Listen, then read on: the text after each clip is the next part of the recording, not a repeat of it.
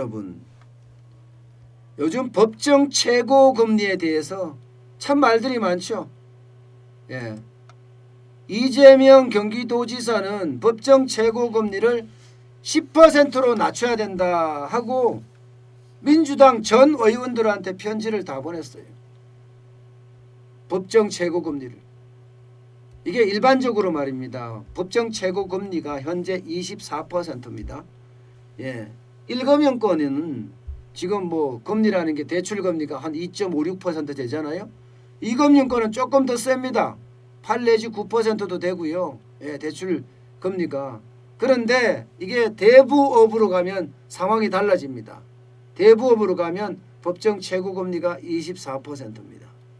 누구라도 24%를 받을 수 있지만 1금융권은 1금융권 나름대로의 어떤 영역을 개척하는 거고요. 2금융권은 2금융권 나름대로 개척, 대부업은 대부업대로 나름대로 했던 업권의 어떤 영역을 개척하는 거거든요. 그런데 이 부분이 바로 24%가 나가는 법정 최고금리 부분을 경기도 이재명 지사는 10% 나누자. 그래서 더불어민주당의 김남국 의원이나 이런 친구들은요, 예, 실제로 법을 발의를 해놓은 상태예요. 10%로 가겠다 이렇게 말입니다. 그런데 사실 법정 최고금리 낮추겠다 한 것은 문재인 대통령이 더 빨랐습니다. 문재인 대통령은 후보 시절에 그 당시에 연 27.9%였던 법정 최고금리를 낮추겠다, 20%까지 내려갔다 이렇게 공약을 했습니다. 그러나 지금까지 계속 안 하고 있었죠. 안 하고 있었죠. 왜냐하면 시장에 미치는 영향이 굉장히 크기 때문이에요. 시장에 미치는 영향이. 그러나 문재인 대통령도 27.9%를 실제로 24%까지 내렸습니다.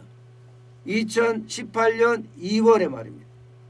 그런데 최근에 지난 9월 1일인가요?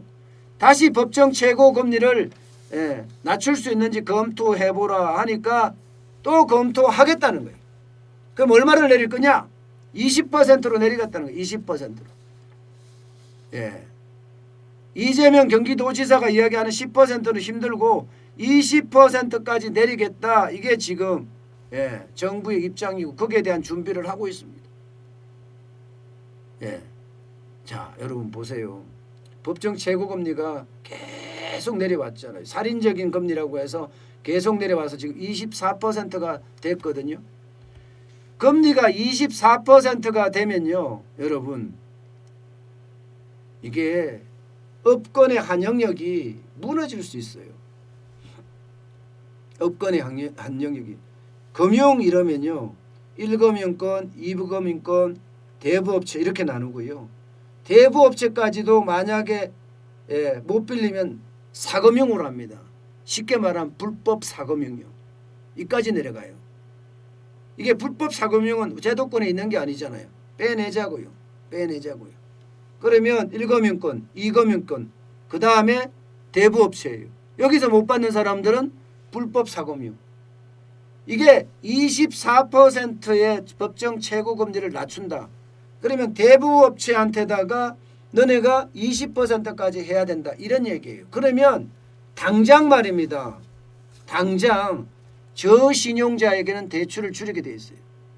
대부업체 입장에서는 이게 이자가 높으니까 저신용자들에게 대출을 해서 떼더라도 다른 데서 보완이 되니까 괜찮았거든요. 그런데 이게 만약에 20%로 내려가면 이제 대출이 그만큼 줄게 돼서 사실적으로는요, 오히려 저신용자들 입장에서는 돈 빌릴 곳이 없어지는 그런 기현상이 일어납니다. 법정 최고금리가 24%에서 20%로 내려진다. 좋은 일이에요. 예. 그냥 일반적으로 생각해서 굉장히 좋은 일이에요. 이게 완전히 금리로 사람을 잡아먹는다 이야기할 정도로 악성 대출이 굉장히 많았거든요. 그런데 진짜 웃긴 거는 그거를 없애니까 금리를 낮춰주니까 긍정적인 요소는 있지만 여기에 아주 부정적인 요소, 신용등급이 6등급이나 7등급 되는 사람들이 돈을 못 빌릴 가능성도 굉장히 크다는 거예요. 6등급 7등급이면요 그렇게 낮은 게 아니에요. 그렇게 낮은 게 아니에요. 실제로 작년에 보면 금리를 27.9%에서 24%까지 내렸잖아요. 그랬더니 대부업체 대출 승인율이 뚝 떨어졌습니다. 뚝 떨어졌습니다. 금리를 낮추는 속도대로 대부업체 승인율도 그만큼 떨어져요. 승인율도. 이게 양손의 칼날이거든요. 양손의 칼날. 그래서 이게 무작정 낮춘다고 될 문제가 아니라는 거예요. 실제로 말입니다. 실제 시장에서도요.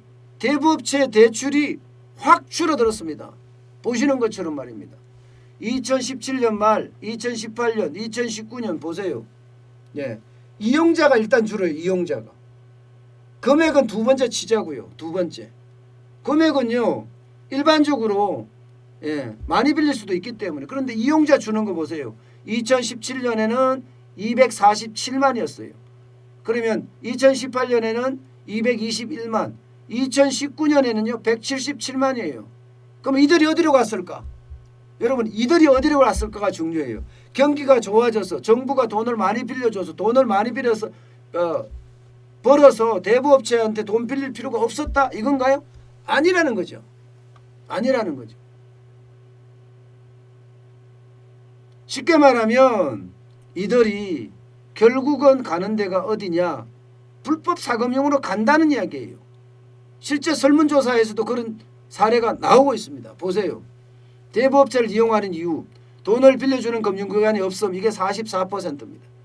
44%. 이게 가장 크잖아요. 그죠? 돈을 빌려주는 금융기관 없음. 44%예요. 그 내용 나머지도 비슷비슷합니다. 나머지도 비슷비슷해요. 그러면 여러분 이게 법정 최고금리를 낮춰서 만약에 20%로 확 낮춘다고 쳐요. 아니면 그보다 더 낮출 수도 있겠죠. 그러면 대부업체들은 어떻게 할까요? 대부업체들은요. 더 줄일 수밖에 없어요. 더 줄일 수밖에. 여러분 대부업체를 이용하는 국민이 신용등급 8등급, 9등급, 10등급이 아니라니까요. 신용등급 6등급, 7등급이 돼도요. 기존 업체에서 받을 수 있는 기존 금융권에서 받을 수 있는 데가 없습니다. 1금융권도 못 받죠. 2금융권도 못 받죠. 정부의 정책 자금은 받을 수 있어요. 그런데 정부의 정책 자금이라는 게 뭐 1,000만 원, 2,000만 원 이런 수준이지 뭐 3억, 1억, 2억 수준은 아니란 말입니다. 그렇다 그러면 신용등급 6등급, 7등급이 받는데 이게 결국은 못 받는다. 결국은 어디로 간다? 이게 결국은 불법 사금융으로 갈 수밖에 없습니다.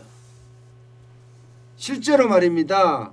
불법 사금융이 굉장히 늘어나고 있습니다. 보세요.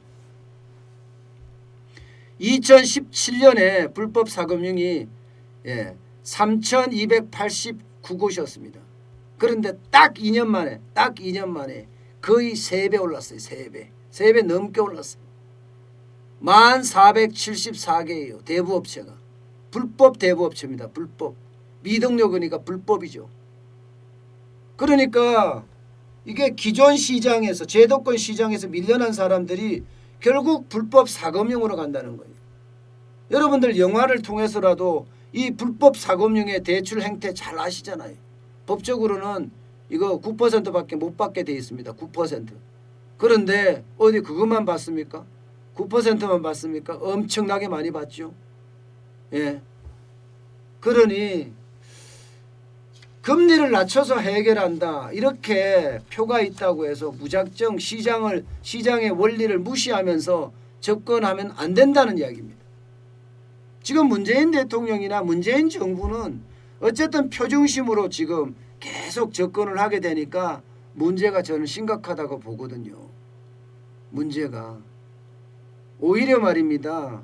시장은 선순환할 수 있게끔 돌아가야 돼요. 선순환할 수 있게끔. 그리고 이게 금리 자체를 절대금액으로 24% 이렇게 규정하는 것보다가 말입니다. 20% 이렇게 규정하는 것보다가 가상금리로 하면 어떤가 싶어요. 가상금리. 예를 들어서 우린 기준금리가 있잖아요. 예, 기준금리가 있으면서 뭐 신용 등급에 따라 가상금리가 좀 다르게 만들어 놓는 거죠. 그러면 대부업체 입장에서도 보면 아니 가상금리가 이만큼 되니까 이 사람은 갚을 수 있다 없다 이렇게 판단할 수 있잖아요. 무조건 낮추는 게 중요한 게 아니라 가상금리를 놔두면서 예, 이렇게도 팔 수 있고 또 낮게도 팔 수 있고 이렇게 만들어주는 게 시장을 좀 따라가는 거 아닌가 싶거든요. 지금 정부가 이야기하는 것처럼 예, 무조건 서민을 위한다고 이야기하는데 그거 서민이 위하는 거 아닙니다. 금융에도 시장이 존재하고요. 그 존재하는 시장을 무조건 정부가 일방적으로 뭐 20%에서 40%, 24%에서 20% 낮춘다. 아니면 그 이하로 낮춘다. 이것은요. 시장을 또 한 번 왜곡시키는 그런 결과를 만들 수도 있습니다. 저는 시장의 어떤 다양성과 또 시장의 어떤 역동성을 절대 무시하지 말아야 되는데 문재인 정부는 시장을 좀 우습게 하는 경향이 있는 것 같습니다.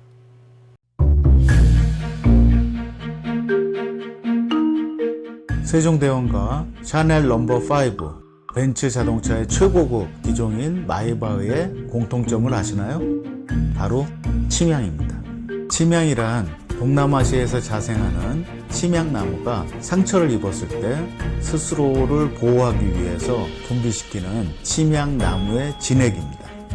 진침향은 태국산 침향과 러시아산 녹용, 그리고 국산 홍삼, 백봉령, 또 산수유, 당귀, 숙지향, 꿀로 이루어진 침향환으로 만성 피로나 또 스트레스, 기력이 저하된 직장인분들, 또 수험생들, 연세 드신 어르신분들이 드시면 좋은 환입니다.